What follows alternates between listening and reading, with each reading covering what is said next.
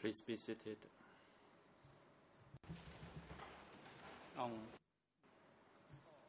The court is now back in session.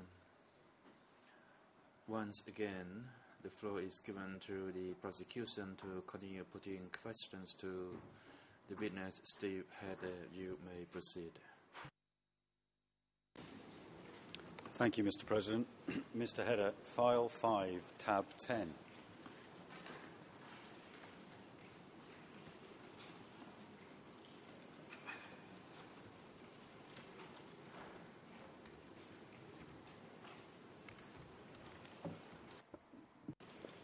Should be, again, a Nouvelle du Cambodge document.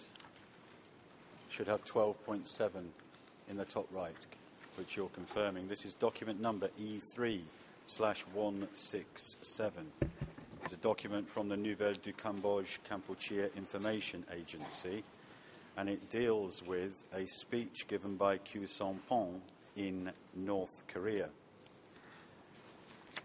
Can I take you, please, Mr. Hedder, to the final page in your pack, which should be a page with 00280591 in the top right, top left-hand corner. So the final page in English.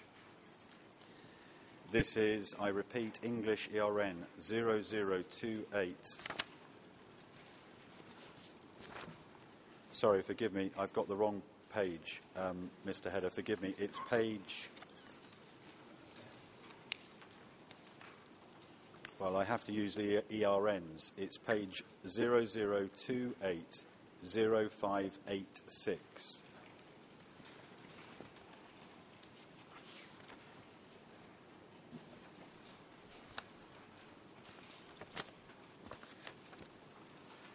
This is Khmer 00596141 and French S000000122. And in reference to the speech, there is this extract. On the contrary, the Cambodian People's National Liberation Armed Forces attacked the enemy forcefully and are now solidly implanted at the very gates of Phnom Penh. And Phnom Penh itself, the last hideout of the traitors, has become a burning battlefield under the increased pressure of our People's National Liberation Armed Forces. On the 18th of March, our People's National Liberation Armed Forces liberated another city, Udong, by annihilating all the puppet soldiers there, along with their reinforcements. In other words, over 5,000 enemies were eliminated, 1,500 of whom were captured. Close quote. Now, Mr. Hedder, at the time, were you aware of this speech about Udong, or other speeches about Udong, or other references being made to Udong by anybody in the leadership after the events in Udong on the 18th of March 1974?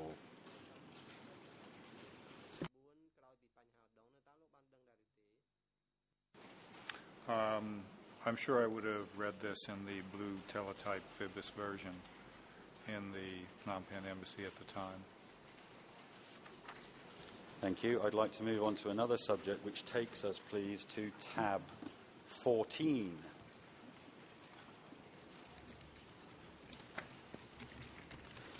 You have behind that tab extracts from document number E3/1815, which is the book by Ben Kiernan, How Pol Pot Came to Power, and we referred to extracts already from this book. This is the epilogue to Mr. Kiernan's book, and at the start of the epilogue he states, in June 1974, according to Pol Pot, the CPK Central Committee met and decided to launch the decisive offensive to liberate Phnom Penh and the whole country. Reference is made to footnote 1. And footnote 1 references a document in French which relates to the anniversary of the CPK, and the date given for the pronouncement by Pol Pot is the 27th of September 1977. Mr. Hedder, can I ask this? Were you, have you either seen the original document or aware of the reference by Pol Pot to a Central Committee meeting in June 1974?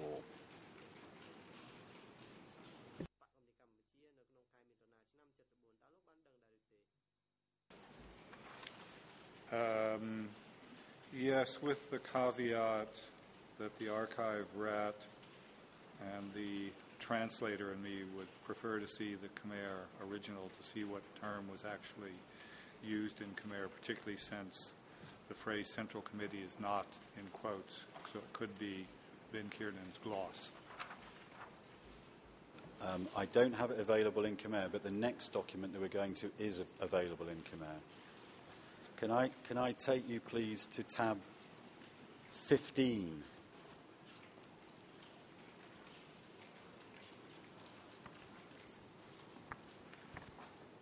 I hope you have an English version and a Khmer version, but can you please let me know if you don't have a Khmer version of E3/11?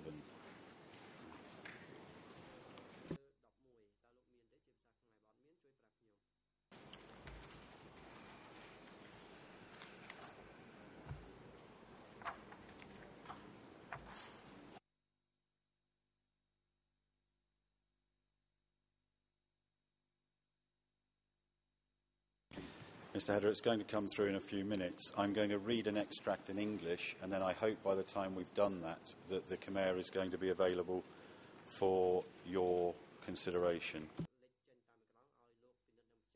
I'm going to it now.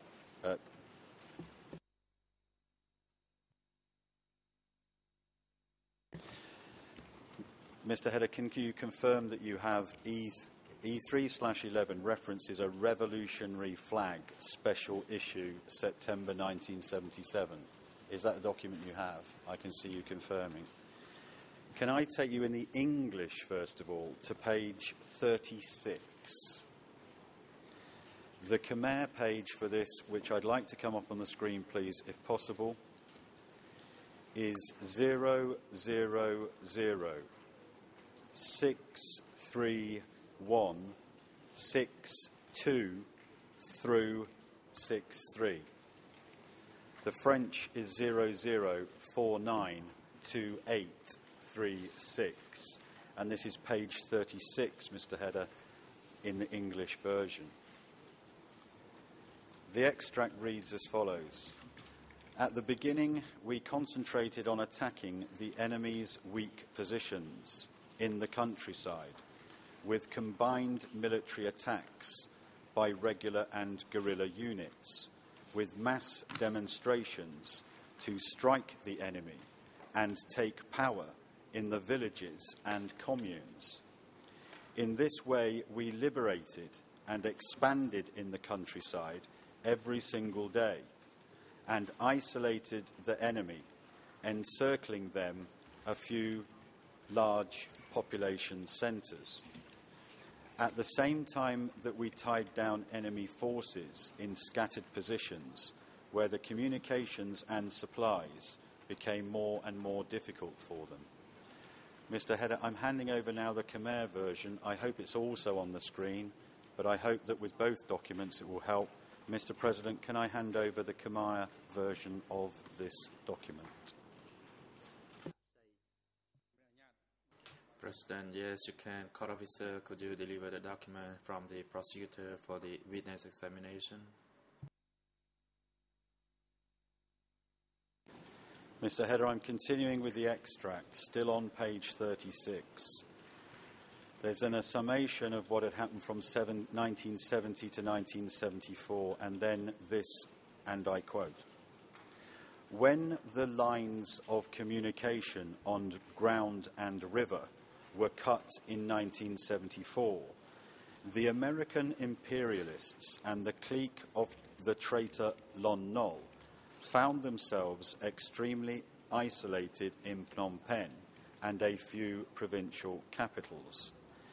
It was during this situation when our party's Central Committee, in the course of its June 1974 conference, resolved to mount the decisive offensive to liberate Phnom Penh and the entire country. Close quote.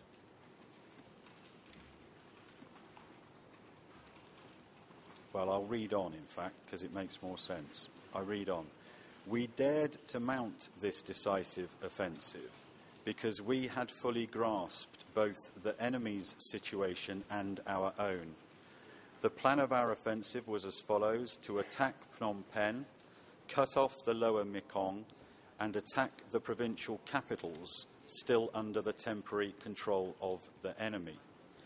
The control of the lower Mekong was the key factor in the total liberation of Phnom Penh, the attacks on other towns being complementary operations. Carrying out the decision of the party Central Committee, during the rainy season of the year 1974, we actively prepared our forces politically, ideologically and organisationally, and in terms of the combat line on the battlefield. Our entire revolutionary army audaciously fulfilled the party's mission of making the decisive attack. Close quote. Mr. Header, without speculating, without giving opinion evidence, relying on factual sources, is there factual information aside from the speech of Pol Pot which you would like to see the Khmer? So aside from the speech of Pol Pot, or aside from this revolutionary flag, on the subject of the Central Committee of the CPK meeting in a June 1974 conference and resolving to mount an offensive to liberate Phnom Penh?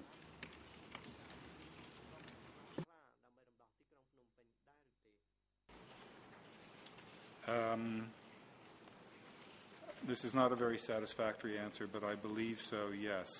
I can't, off the top of my head, specify where. On the issue of translation, it's party center throughout and not literally party Central Committee.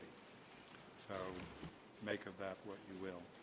So that we're clear, if we take the sentence, it was during this situation when our party's Central Committee, in the course of its conference, are we to, in effect, on your evidence, insert when our party Centre Committee, or can you just help us on the sentence that I have given to you? It was during this situation when our party's Central Committee, in the course of its June 1974 conference.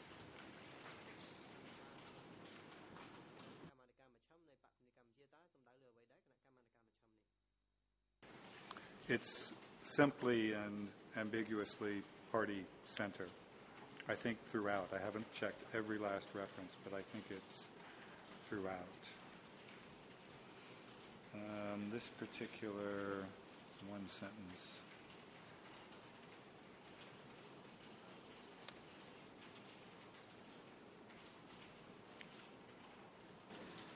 Mr. Header, can you just say the term party centre in Khmer so that we have that on record?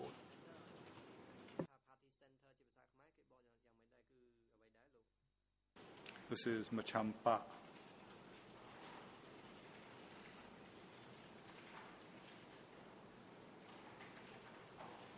And the phrase that follows, conference, is, in my view, correctly translated. So we're clear, resolved to mount the decisive offensive to liberate Phnom Penh and the entire country.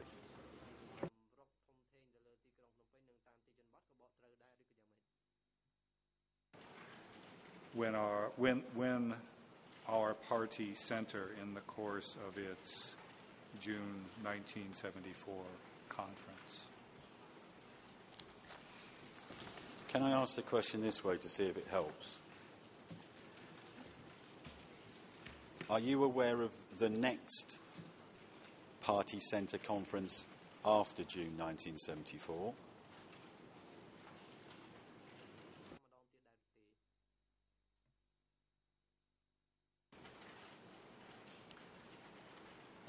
Conference is a bit of a slippery word.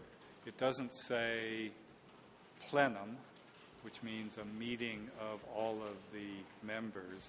It says conference.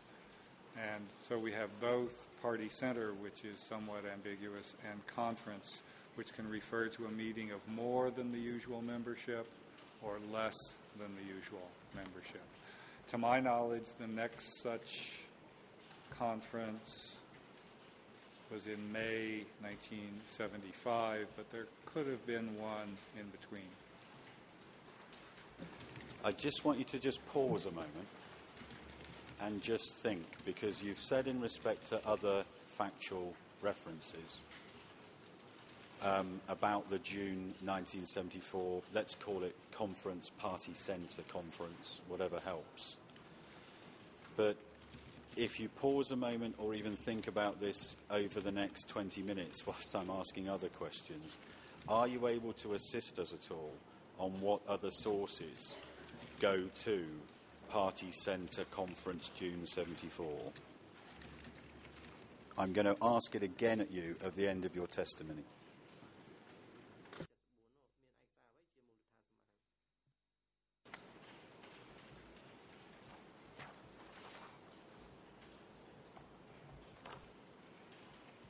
Yeah, I'll think. Yeah. You said in your evidence earlier that it was in January 1976 at a certain meeting when Khieu Samphan became an alternate member, a full member, sorry. Can you just confirm that again, please? January 1976.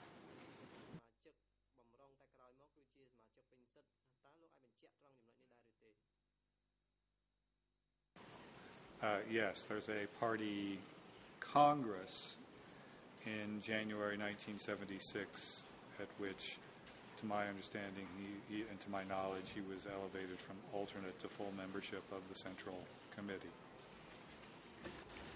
Next, please, tab 16, still in file 5. This is document number E3/687. It is a New York Times report from the 9th of July 1982. And it's talking about 3 exiled Cambodian leaders,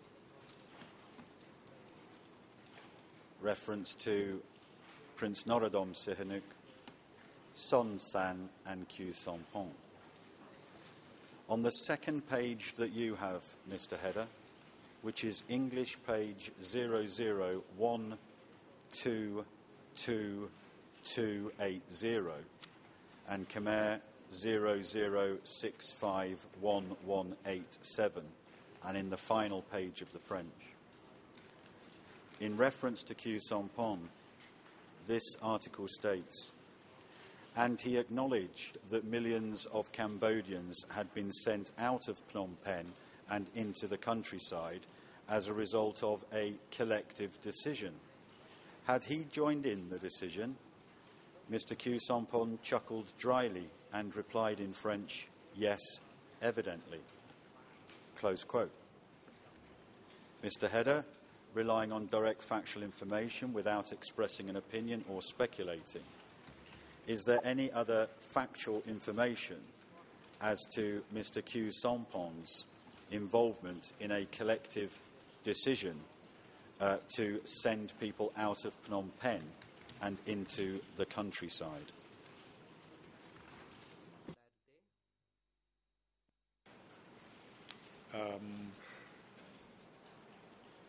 Not to my recollection, not in my files, unless there's something mentioned in the interview or the discussion from 2005. Thank you. Can you move, please, to index number 18? This is a collection of Amnesty International material.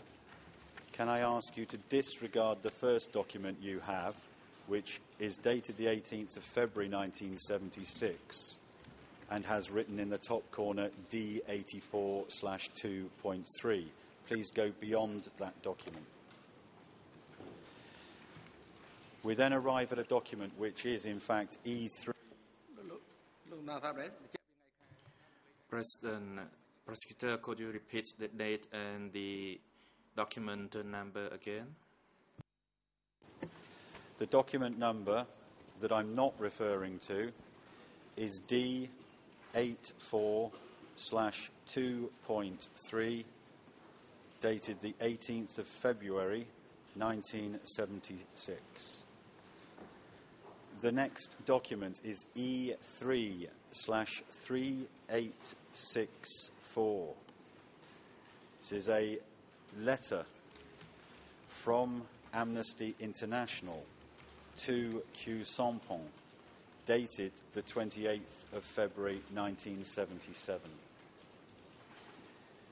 The subject matter is in relation to people who have been handed in Thailand and handed back to the Democratic Kampuchea authorities. And I also then want to move on to the next document in your pack, Mr. Header, which is the final page in your tab, which is document number E3/3311. This is a letter from Amnesty International. And if I can quote, it's dated the 8th of May 1977. The heading is as follows.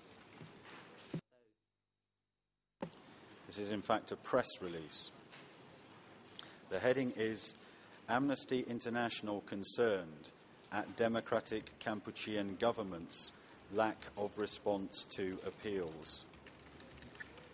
Amnesty International today, the 8th of May 1977, expressed concern at the lack of response by the government of Democratic Kampuchea to its past appeals and inquiries.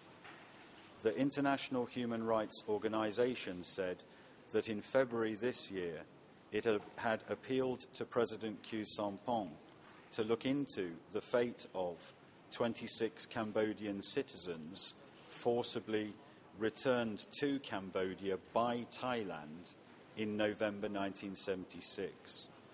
The 26 persons, mainly farmers, but including an 11-year-old child, were later reported to have been executed shortly after their return to Cambodia.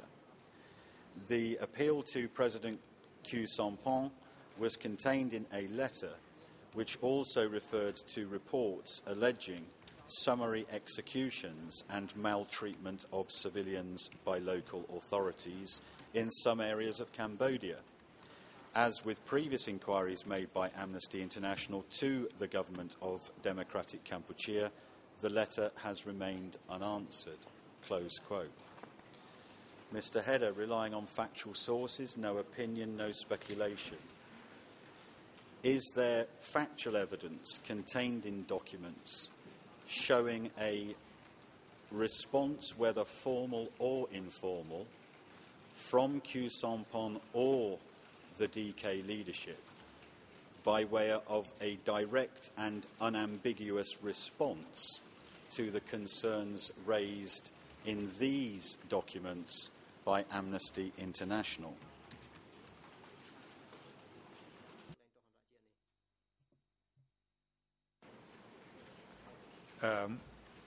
I think I can answer positively not, because these Amnesty International files were reviewed by me in the mid to late 1980s, and there was no evidence of any such response in those files.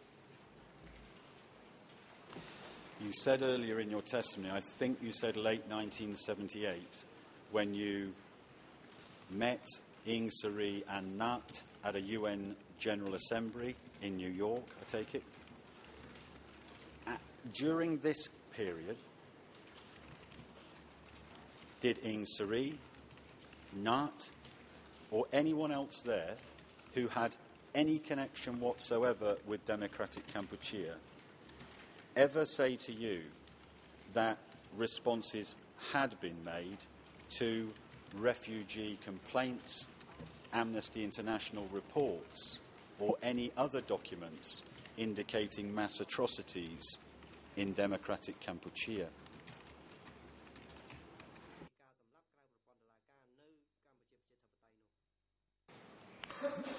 I don't recall anything of the sort having been said to me.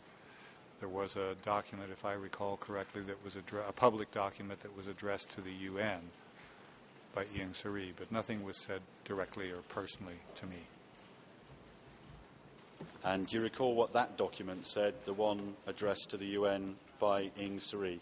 In the context of the complaints being genuine, part of propaganda, what was the, if you like, the formal response to the nature of the complaints that were being made?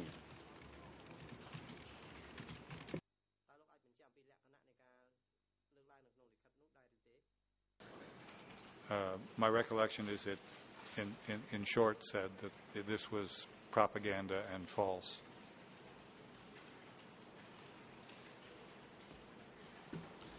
Next, I'm sorry to have to take your brain to different years, but it's the way criminal evidence goes.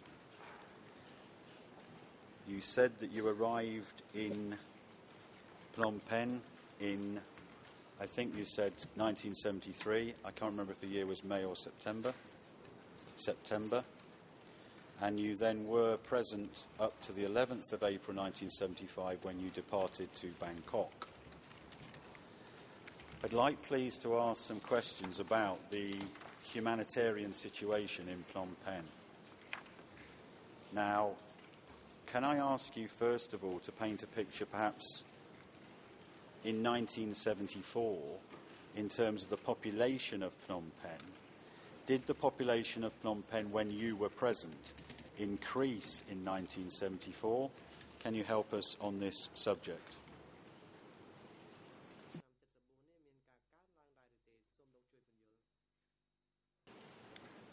My recollection is that it generally increased throughout the entire period that I was there. You spoke about the shelling. You said that in the dry season of 74 through to 75, the shelling recommenced, and that it was continuous from January through to April 1975. Can you confirm that, please?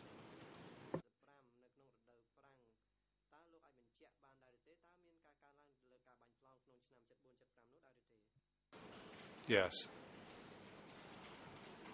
And you gave a date of the 15th of August 1973 for the not just notional but actual cessation of US bombing.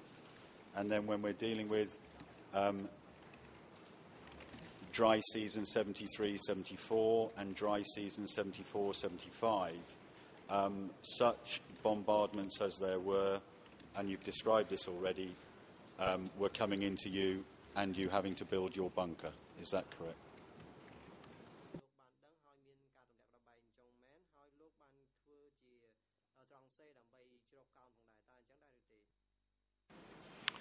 Yeah, my recollection is that it was the dry season 74 that began in late 74, latter part of 74, and ran into early 75. If it hadn't been the dry season, the place would have flooded because of it was in a swampy area. I want to just try and get into 1975. Now, we know from interviews that you had, and we've covered this already, that the offensive to attack Phnom Penh began at 1 a.m. on the 1st of January 1975. Now, from your position resident in Phnom Penh from the 1st of January 1975, can you explain, was there a period when you were aware that things were hotting up, fighting intensifying, bombardments becoming more regular?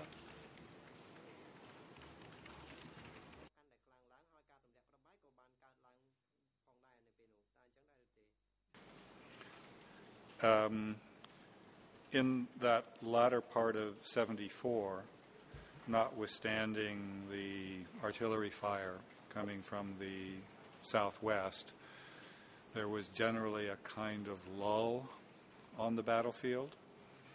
And some in the Khmer Republic took that as a sign that the Khmer Rouge, for lack of a better term,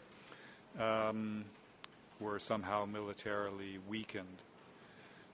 But the Japanese military attaché, who I mentioned the other day, and other foreign embassy military sources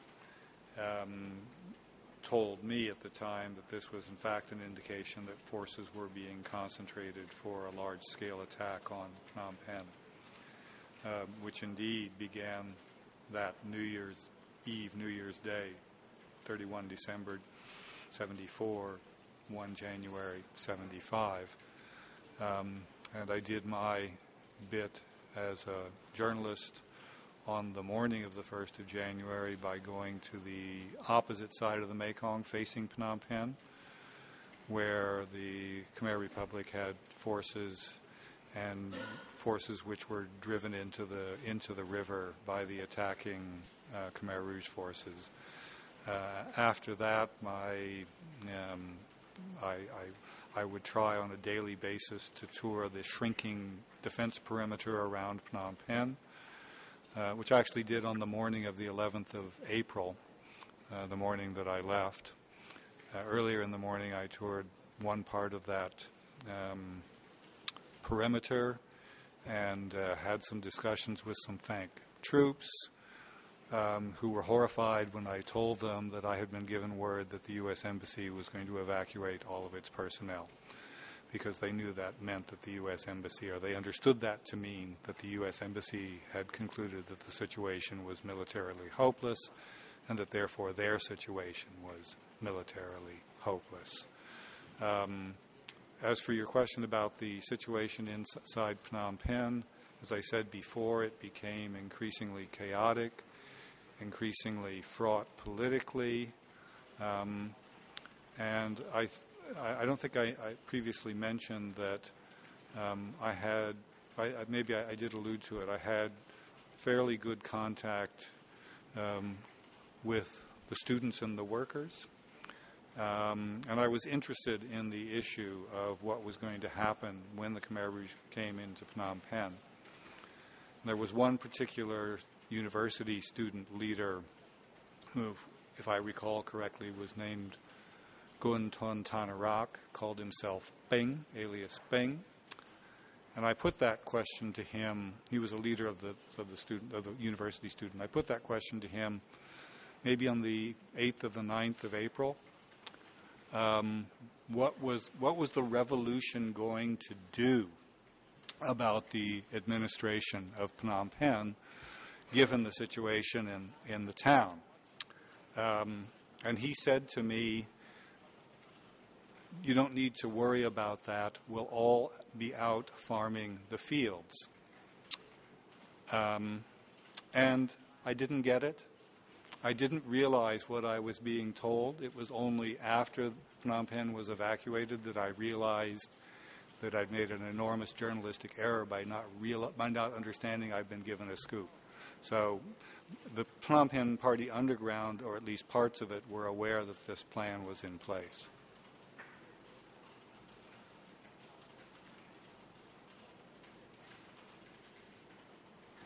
And were you aware of this student leader's connection with the underground from other sources, or from previous reports or contacts with him or others like him?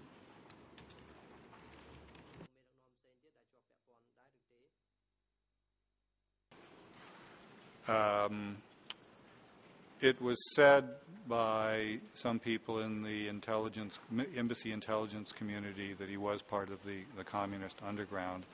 I don't know whether I can say this, but he later shows up in S-21 records as having been arrested sometime in 77. So appears implicitly, at least, as part of the apparatus in that context. I want to ask about the Mekong River. Now,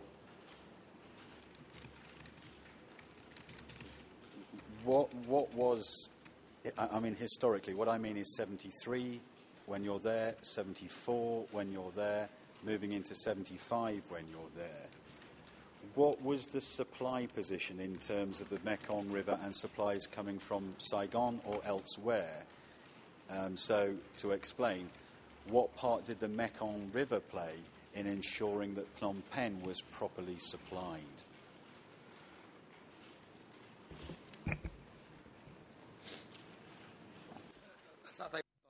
President, witness, please wait.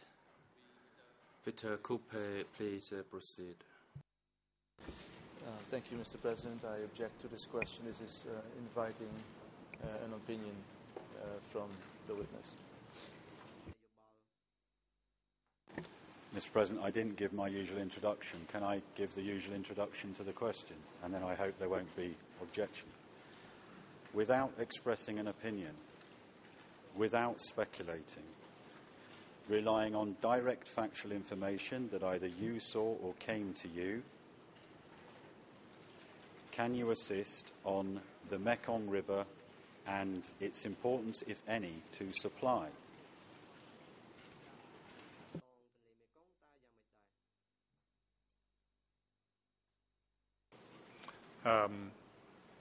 It was a matter. This issue was a matter for some discussion between me and various military attachés, and it was clear to them and to me from them that the supply of food and the supply of ammunition up the Mekong from southern Vietnam to Phnom Penh was crucial to the military and economic situation, survival, if you will, of Phnom Penh. And I remember quite clearly having had a conversation with one particular military attaché.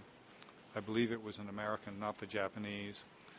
And I asked him what could happen that might result in the Mekong being cut.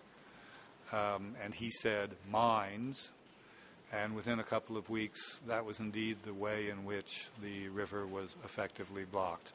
Mines were laid across the river, and then troops were stationed so that when boats coming up the river attempted to cross the mines that were strung across the river, they would be hit by gunfire, particularly recoilless rifle fire from the banks. Who was laying the mines? Did you ever see the mines or the result of collision with a mine at this time?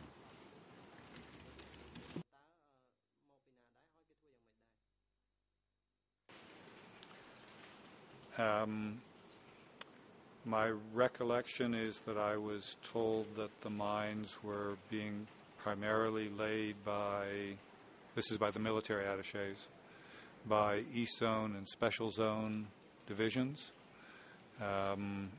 And I don't recall having gone down there myself, so I'm not sure I can speak to that directly. Although subsequent to April 75 and up through, in subsequent, if you will, again, Khmer Rouge for lack of a better term, propaganda, there were photographs published of ships that had attempted to run this mine blockade and had been hit by recoilless rifle or other fire from the banks. Did the blockade by the Khmer Rouge have an effect on the amount of supplies coming into Phnom Penh?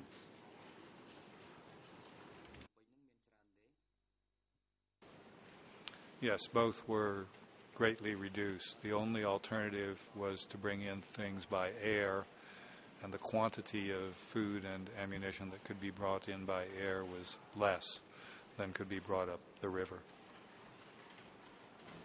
Relying on direct factual information, without speculating, without giving an opinion, can you give factual information as to the nature of air supply and whether that remained constant or was ever compromised in any way?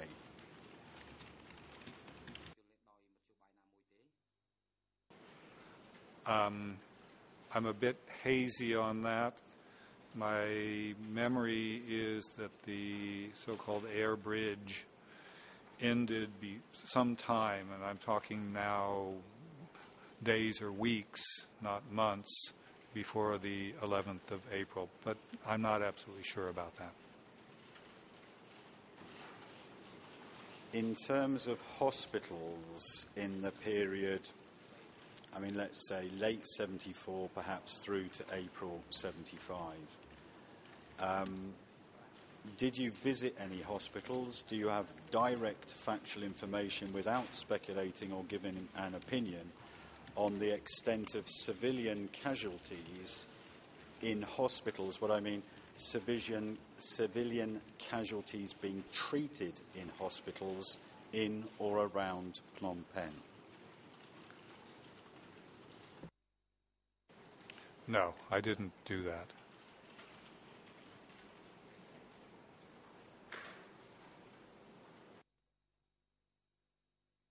You had dealt in your previous testimony with specific examples of executions or people telling you about executions or you seeing bodies in Udong in March 1974 and Kampong Cham also in this period. My question is, from the time you arrived in 73 up to the 11th of April 1975, without speculating, without giving opinion evidence, relying on direct factual sources, whether from your interviews or otherwise, were there reports of the mass execution of civilians by Khmer Rouge forces?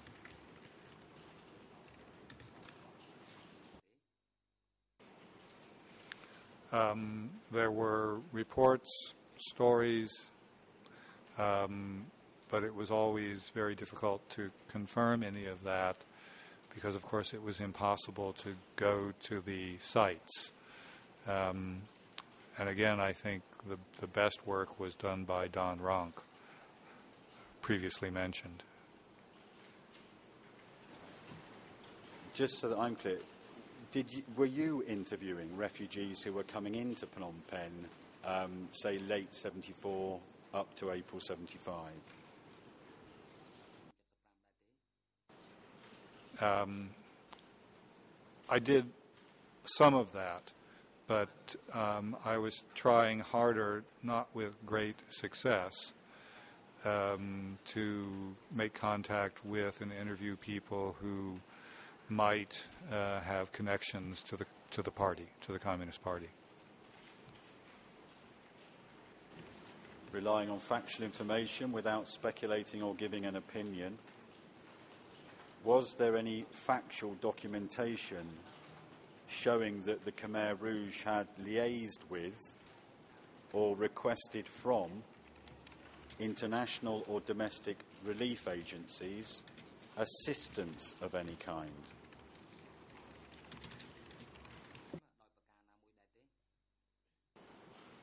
Not to my knowledge, no.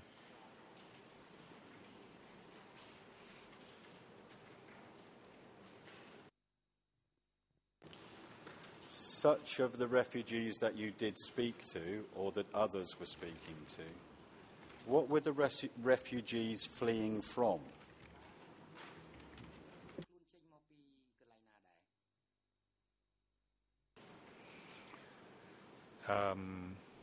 Fighting in general terms, including fleeing the advance of Khmer Rouge troops, fleeing the threat or the reality of shelling and bombing by the Khmer Republic armed forces.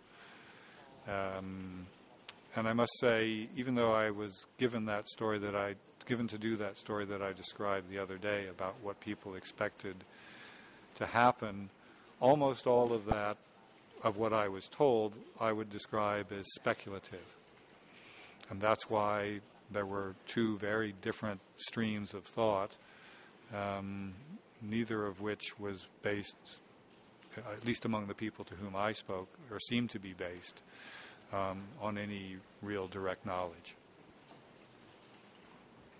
Thank you. I'd like you, please, to obtain File 2.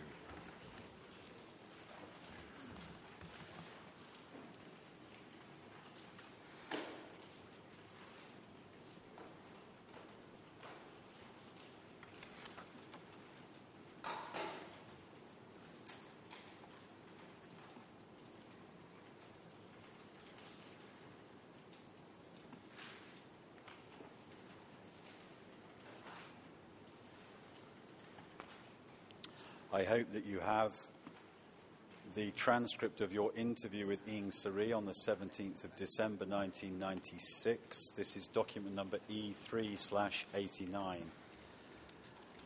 I am starting, in fact, with the commencement of this interview. The record shows you, SH, Steve Hedder, saying as follows, and this is to Ieng Sary. I want to start with the problem of genocide and ask for your comments on my assessment of this situation. Based on the evidence I have seen so far, I believe that there was no plan to commit genocide, but that a genocide took place as the result of a combination of 4 sets of policies and practices. And Mr. Hedder, I'm going to break the 4 down. So, 1. First, there was a plan to carry out proletarianisation by organisational methods, that is, by compulsion and very rapidly. Second, there was a plan to carry out Khmerisation by the same forceful methods at the same speed. Third, anyone who opposed, resisted, or failed to carry out these plans could be considered an enemy or a traitor to the nation and the party, because these plans were considered essential to making Cambodia into a strong socialist country capable of independence from the capitalist world and Vietnam. Fourthly, anyone accused of being an enemy or a traitor could be arrested by the security service, tortured into confessing and implicating others, and then killed. The power to arrest, torture, and kill existed formally or informally from the centre right down through the zones, sectors, and districts to the cooperatives and within army units. And the use of torture created the most subjective multiplication of the number of enemies. At the same time, the economic and military failures of the revolution resulted both in numerous deaths and more accusations of treason within the ranks. The overall result was genocide, even if it was not planned as such. For the moment, close quote. You have here put 4 elements to Ieng Sary, and you've stated them in the interview. First, second, third, fourth. My question is, had you formulated those 4 themes? In other words, had you prepared those 4 themes or written them down as a set of questions before you actually asked them to Ieng Sary? Or was that you speaking off the cuff?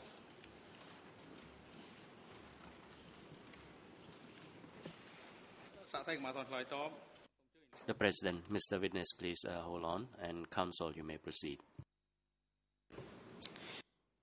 Yes, thank you, Mr. President. Let me respond now because here we're reaching a very limit here in the prosecution's questions. I understand that the way the prosecutor has formulated the question is a way of side way of having Mr. Heder speak about genocide. I'd like to remind that as we indicated, or as Judge Cartwright indicated during the questioning of Philip Short, the question of defining and characterizing legally genocide cannot come from the expert at this moment, and in any case, it cannot come from Mr. Heder.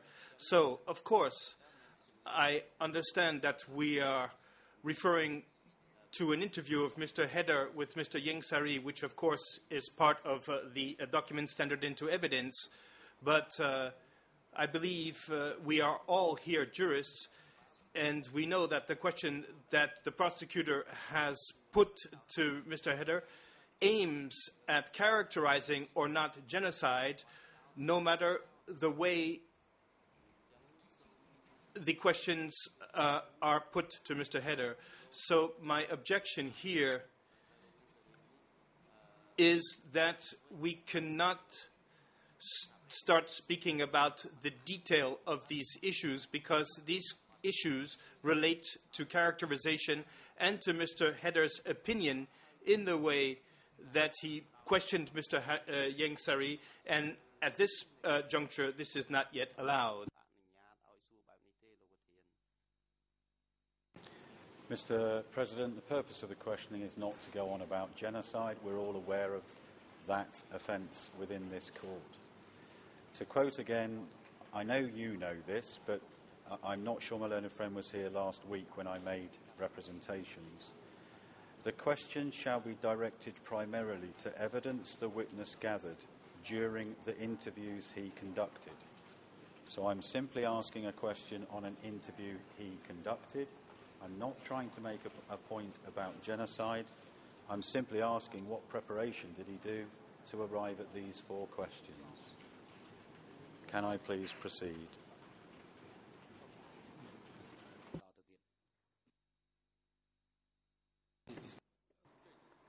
The President, Counsel, you may proceed.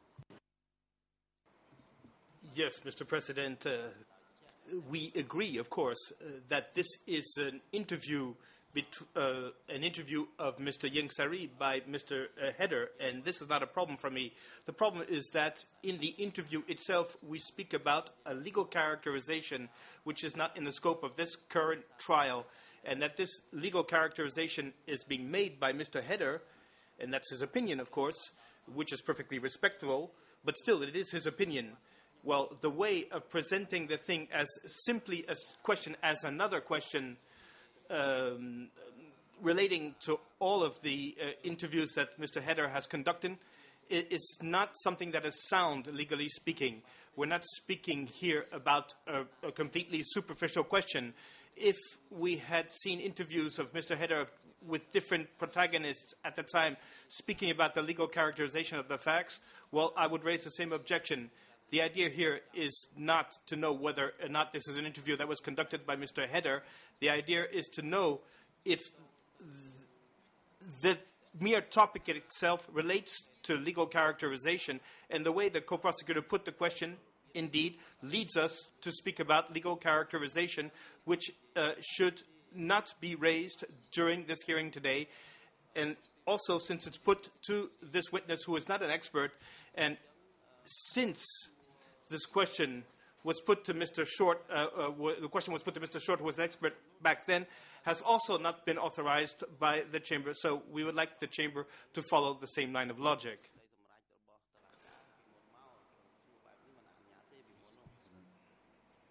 I promise not to use the word genocide.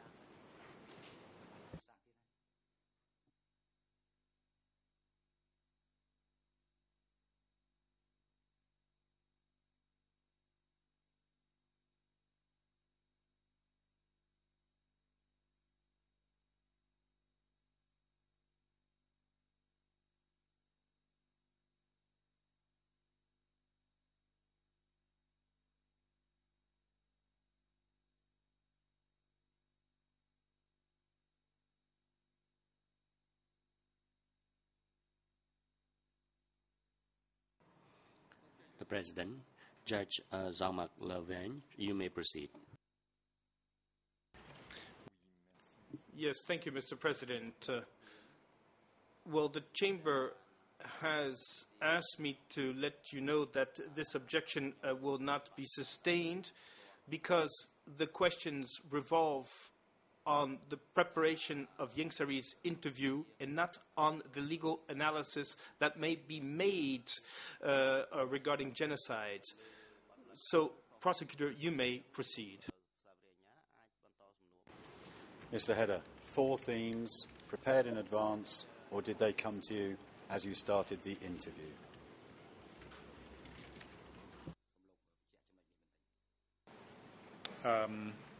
Because of the obstruction of my trip to Pai Lin by the Thai authorities that I described, and the fact that Ieng Sary then had to travel from Pai Lin to Chonburi to meet me there, I had lots of time to prepare. My recollection is that I probably, for this opening PhD dissertation disguised as a question, wrote down rather extensive talking points, maybe not what's here word for word, but the talking points were there. And I'll add that I, in doing so, I was not making any claim to having a legal understanding of the notion of genocide, nor expecting Ieng Sary to have a legal notion either. Of course, in the academy, this is a term that has many contested meanings. It was rather an attempt on my part to use that rather provocative word to elicit an answer from him that would address the 4 points, among others, that I was raising. And can we deal with Ieng Sary's response to your 4 themes? Ieng Sary's first words, as recorded, are, "I also see things that way." Is that a correct reflection of what Ieng Sary told you in his first answer to your question?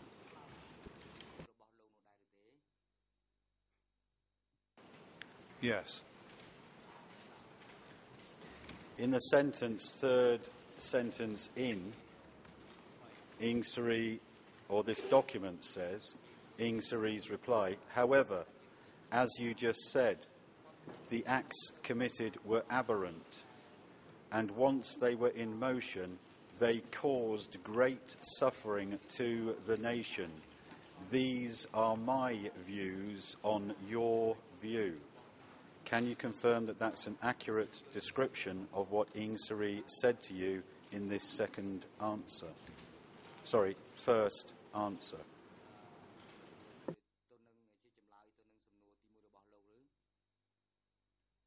Yes. It records Ieng Sary going on to say to you,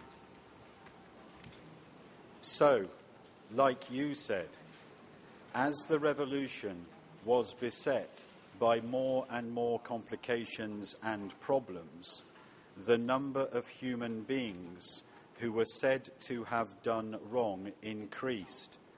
I am in unison with you on this."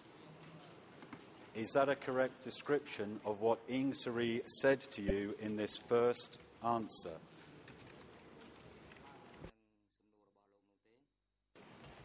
Yes.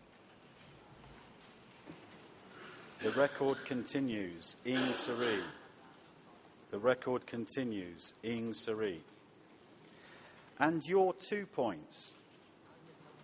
First, that this was done in order to establish a more formidable communist foundation for the country, more quickly than on Vietnam, so that Vietnam would not be able to keep up and would not dare to try to take control of Cambodia, are true.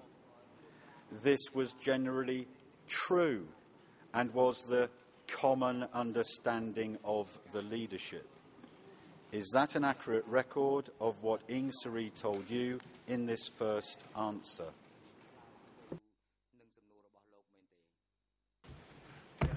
Yes, except for the, I guess, obvious typo.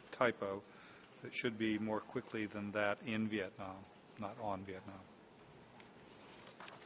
Thank you. Your second question to Ing Sari. We're moving over the page. This makes it English 00417600, Khmer 000624453. Question, Stephen Hedder. From what point in time was there a decision or an understanding that it was necessary to do things in this manner? Second answer, Ing Sari. It was right there from the time of victory was achieved in the 5-year war against aggression. The notion was formulated from that time on. However, it was not until late 1975 that it was really stipulated that it was imperative to go all out to carry out a really fast communisation in order to make it impossible for the Yuan to take Cambodian territory. And that is when the acts that were committed began. However, this idea, the fear of being swallowed by Vietnam, that Vietnam would come in and take over, had flowed through us since way back when. Is that an accurate reflection of what Ing Sari told you in this interview?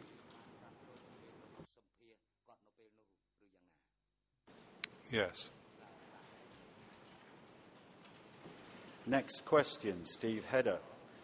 So then, was there some sort of Central Committee level meeting in late 1975 at which certain specific objectives were set forth in this regard? Ing Sari. In September 1975, there was a meeting to decide what we had to do then to keep Vietnam from coming to take control of Cambodia. Your question. So was this decided at the Standing Committee level or by the Central Committee as a whole? Answer. It was only the Standing Committee, not the Central Committee, the Standing Committee. Steve Hedder. So who was in the Standing Committee then and who was at the meeting? Ing Sari. Virtually all of the Standing Committee was there. Pol Pot, Nguyen Chia, Sao Pim, me, Son Sen, Tamok. Steve Hedder. Tamok and Vaughan Vet or not? Ing Sari. Vaughan Vet. Vaughan Vet, yes. Steve Hedder. And Khieu Sampong. No, but Khieu Sampong was present. Hedder. Was present, but was not a member of the Standing Committee. Ing Sari, he was not a member of the Standing Committee. Tat Nguyen of the Northwest is your question. Ing Sari, the Northwest. He was not yet a member of the Standing Committee, but he attended that meeting. Khoi Tuan was also there, even though he too was not on the Standing Committee. He was there. That was all as far as I know. Steve Hedder, that's all? Ing Sari, a number of military commanders. Close quote. Is that an accurate record of what Ing Sari told you in this meeting? Yes. I'm moving to a final subject. I'm not going to present documents because I don't have time. From your factual information, without expressing an opinion, without speculating, relying on interviews you had or other factual information, is there factual information about a subsequent transfer in significant numbers of people from areas in Cambodia to the northwest region after April 1975. So to make the question clear, I'm not asking about the initial evacuation in April 1975. I am asking about, if any, a subsequent evacuation or evacuations that happened at a later stage.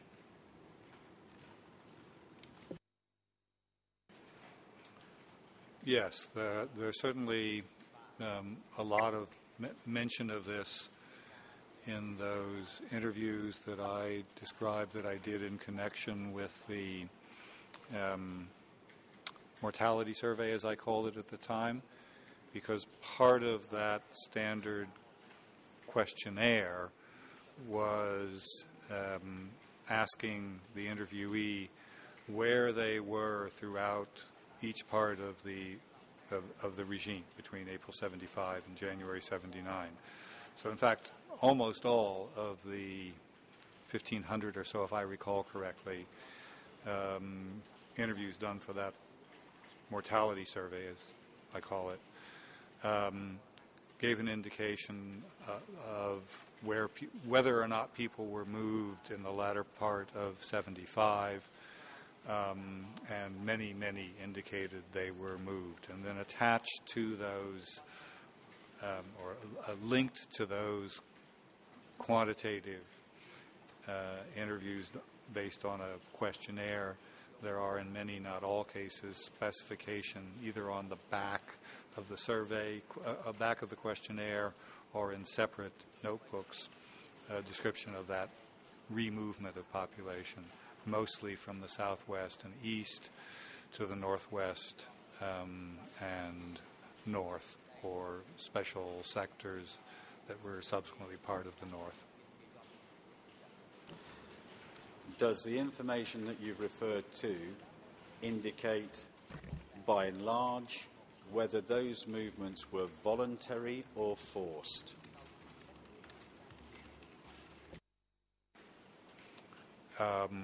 Combination of both, I would say. I can't, off the top of my head, I'm sure I ever did a statistical analysis. Some people were persuaded, believed, what they were told, which was that the food situation in the Northwest was better or likely to be better than it was in the Southwest, and at least in some parts of the East. And I can say, from having talked to many Cambodians over many years, including prior to these discussions, this was a widespread Cambodian belief that the northwest of Cambodia was a kind of rice basket where there was high productivity, considerable land available to be cultivated. So some people went because they believed that once they got to the northwest, their lives would be better. Others were very reluctant to leave behind the rice that the paddy that they had planted and cultivated and was about to be harvested at the end of 1975, thinking we worked hard to produce this food and now somebody else is going to eat it. And who knows what the situation may be like in the Northwest or elsewhere. So there were both views, and both people who were prepared to go and people who didn't want to go. And in those who didn't want to go, can you give us a flavour or specific examples of the nature or type of force that was used or exerted on them in order to encourage them to go to the rice bowl areas?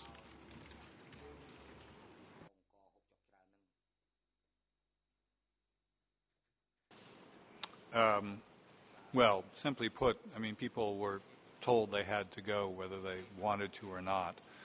And I think the overwhelming overwhelming number of instances, did what they were told. I don't think, given the circumstances, there was a necessity for them to be told what would happen to them if they didn't go. Many had already reached the conclusion that not to obey orders was to put oneself at risk at least of detention, if not execution. And in terms of conditions in the areas after they got there, effects on livelihood or effects on mortality, again relying on direct factual information or from interviews, can you tell us what the conditions were like for the people once they arrived at the Rice Bowl areas in the forthcoming months?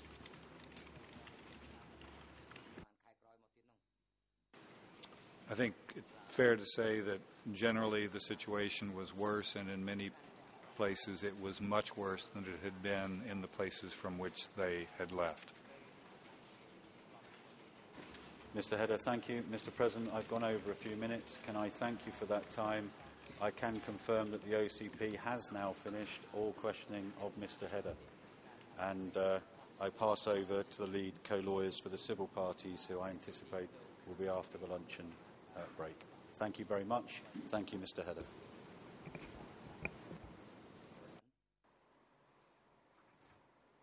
The President, thank you. Mr. Victor Kope, you may proceed. Thank you, Mr. President. Just a quick request. Do you anticipate to, once civil parties are finished, hear oral submissions on our motion after the last break?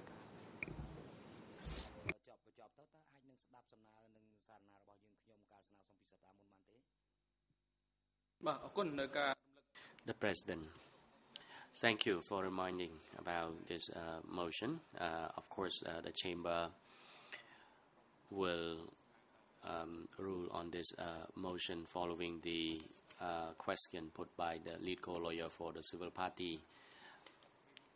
It is now an appropriate juncture for lunch break. The Chamber shall adjourn now and resume at 1:30 this afternoon. Court officer is instructed to assist the witness during lunch break and have him return to this courtroom by 1:30 this afternoon. Security guards are instructed to bring Mr. Kyew Sampon to the holding cell downstairs and have him return to this courtroom this afternoon before 1:30. The court is now adjourned. សូមក្រោកឈរ